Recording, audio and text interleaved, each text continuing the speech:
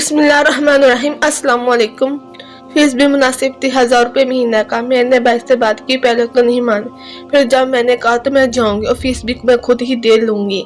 तब समीरा ने कहा जाने दो, अच्छा है, कोई काम तो सीखे। मैं अब रोज दोपहर को 2 घंटे जाती थी। पहले वाली बाजी बहुत अच्छी थी, मेरा बहुत ख्याल रखती थी। मैं पहले भी खूबसूरत थी, लेकिन अब बाजी ने मेरे बालों को नया स्टाइल दिया, मुझे क्रीम बताई, मेरा रंग मजीद निखर गया था। मैं बहुत खुश थी। अच्छा वक्त गुजरता था। मोहल्ले की कुछ और लड़कियां भी आती थी। वो जेलस होती थी कि बाजी मेरा बहुत ख्याल रखती है। बाजी मेरे लिए कभी चूड़ियां लाती और कभी खूबसूरत कपड़े। मैंने वो सूट संभाल कर रख लिया। सिर्फ पार्लर आते हुए ही अक्सर पहनती और बाजी कहती तुम तो शवेरिया ही लगती हो। एक दिन उन्होंने मेरा मेकअप किया, मैं खुद भी शीशे से पहचान नहीं पा सकी खुद को। फिर उन्होंने मोबाइल में मेरे बहुत सी तस्वीरें बनाई। तस्वीरें इतनी प्यारी आई थी कि मैं खुद कोई एक्टर ही समझने लगी थी। एक दिन पता चला कि भाभी के भाई ने जिस लड़की से शादी की, इसके मेकअप वालों ने केस कर दिया और फिर लड़की वापस ले गए। जब अदालत में पूछा गया तो इस लड़की ने कहा कि उसे जबरदस्ती रखा गया था। अब वो वापस अपने वालिदैन के साथ जाना चाहती है। अब भाभी भी सार बांध के बैठी होती, कहती है मारिया की शादी ना हुई होती तो चलो मेरा भाई का घर बस जाता। एक दिन मेरी तरफ देखकर मेरे भाई से कहने लगी, फारिया का भी तो रिश्ता करना है ना, कहीं तो क्यों ना मेरे भाई से ही कर दे, वो बहुत शर्मिंदा है, माफी मांग लेगा तुमसे। भाई ने कुछ सोचते हुए मेरी तरफ देखा। मैं कहा भाई ये नहीं होगा, मेरी बहन की हालत मुझे याद है, आप तो शायद भूल ही गए हैं। वो जहनी मरीजा हो गई थी। इनका भाई घंटों बातें इसके करता और शादी किसी और से कर ली। एक ऐसा दोगला शख्स जो बातें मेरी बहन से करता रहा, शादी किसी की बहन को भगा कर लेगा, इससे मैं शादी नहीं कर सकती। मेरे भाभी ने रोना पीटना शुरू कर दिया और कहने लगे ज़बान देखो कैसे चल रही है, मैं तो इसका फायदा सोच रही हूँ। दूर नहीं जाओगे और सबसे बड़ी बात जहेज नहीं देना पड़ेगा। भाई को भाभी ने मना लिया। भाई की खामोशी से लग रहा था बहुत जल्द ही मुझे इस दरिंदे के हवाले कर देंगे जिसने इनकी एक बहन की जिंदगी को बर्बाद कर दिया था। एक दिन भाभी बैंक के गई और वापसी पर इसका वही भाई साथ आया और आकर बरामदे में बैठ गया। मैं खाना बना रही थी, भाभी कहने लगे जल्दी बनाकर मेरे भाई को भी खिला दो, भूख लगी है। खाना खाने लगा था और मैंने कहा सहलन मुझे छोड़ आओ, तो खाना वहीं छोड़ दिया और मेरे साथ आ गया। कहने लगा फारिया के हाथ का ही खाऊंगा। मैं खामोशी से सब सुनती रही और खाना लाकर आगे रख दिया। मैं मुड़ने लगी तो भाभी कहने लगे तुम भी बैठ जाओ, खाना खाओ हमारे साथ। फिर कहने लगा बाकी काम। मैंने कहा मुझे भूख नहीं तो मेरे भाभी ने मेरा हाथ पकड़ कर बैठा लिया। मुझे इस शख्स के सामने बैठते हुए बहुत अजीब लग रहा था और जैसे वो मुझे देख रहा था मेरा दिल चाह रहा था इसका मुंह नोच लूं। फिर भाभी पानी के बहाने उठ गई तो कहने लगा कि खा लो खाना, अब मैं कहाँ रही हूँ ना, एक वक्त आएगा तुम मेरा इंतजार किया करोगी खाने पे।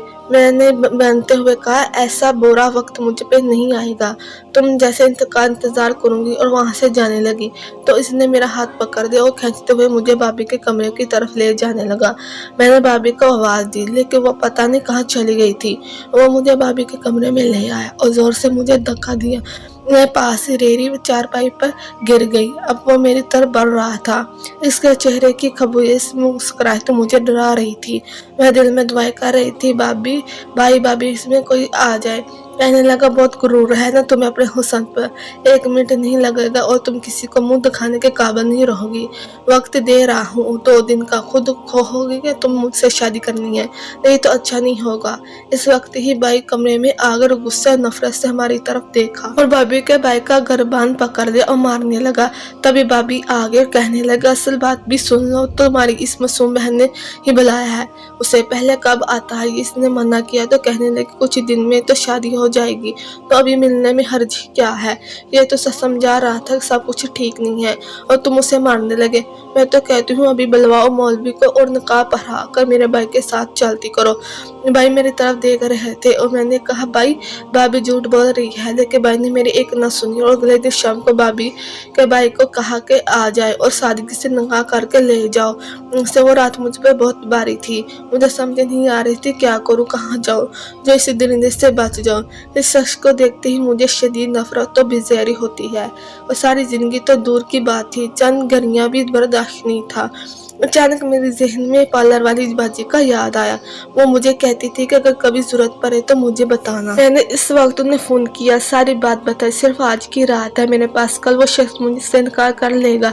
बाजी ने कहा तुम निकलो वहां से और पार्लर आ जाओ, मैं भी किसी के साथ पहुंचती हूँ। वक्त 11 बजे थे और शहर से गाँव का रास्ता 1 घंटे का था। फिर घर से निकलकर अब बाजी की बताई जगह पर पहुंच गई। वो गाड़ी मेरा इंतजार कर रही थी। मैं जल्दी से अंदर बैठ गई और गाड़ी अब शहर जाने वाली सड़क पर दूर रही थी। 1 घंटे बाद हम शहर थे। बाजी ने गाड़ी का दरवाजा खोला, मैं बाहर निकली और इनके साथ अंदर जाने लगी। ये बाजी के कजन का घर था जिसे वो अपना भाई समझती थी।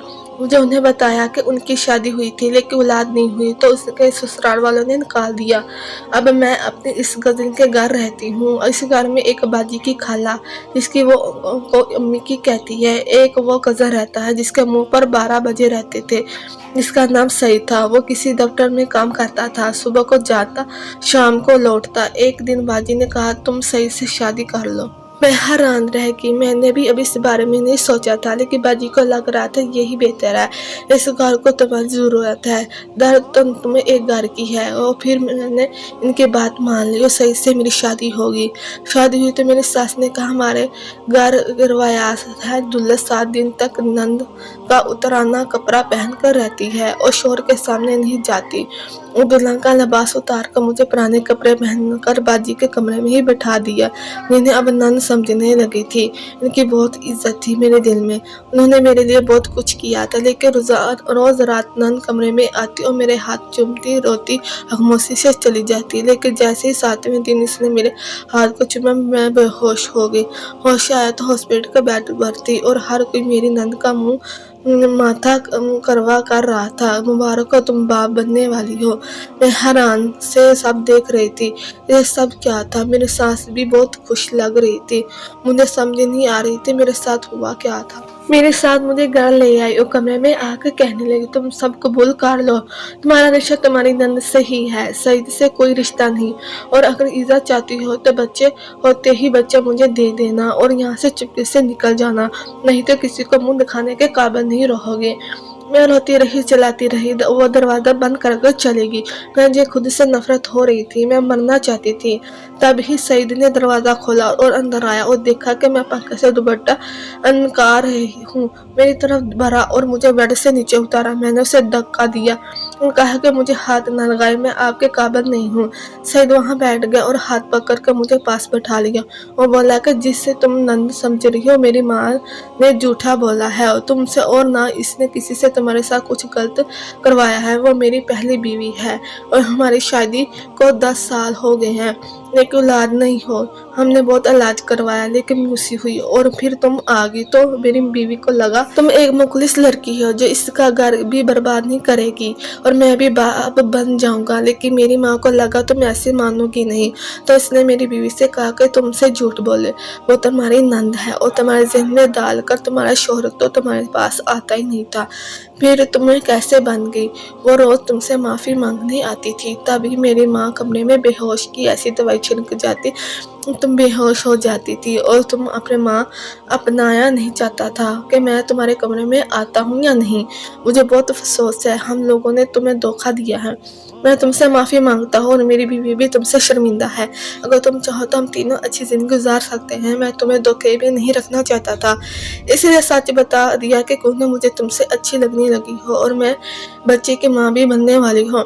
मैं नहीं चाहता इतनी बड़ी नेमत पर मैं धोखा देकर किसी मजलूम की बददुआ लूं। इस दिन में मैंने अपने शोहर और अपने सौतन को माफ़ कर दिया क्योंकि जो भी था मेरे सौतन का शान था। इसने अपने शोहर और घर मुझे दे दिया। अब मेरा एक बेटा है जिसमें मेरी सौतन संभालती और मैं और मेरा शोहर उसे इसके पास छोड़ कर भी बाहर निकल जाते हैं। देर तक सड़क पर भी शोहर का हाथ पकड़, मुझे लगता है वो मुझे कभी भी बेच रास्ते नहीं छोड़ेगा। मुझे भी सही से मोहब्बत है जिसकी वजह से मैंने कभी नहीं सोचा कि उसकी माँ या अपने सौतन की वजह से अलग हो जाऊंगी। मैं नहीं चाहती घर का अकेला मर्द 2 हिस्सों में बट जाए। प्यारे दोस्त, इस कहानी का अगला पार्ट कल इसी वक्त इसी टाइम अपलोड कर दिया जाएगा। ये कहानी उन लोगों तक पहुंचेगी जिन लोगों ने चैनल को सब्सक्राइब किया होगा, वीडियो को लाइक किया होगा। Thank you.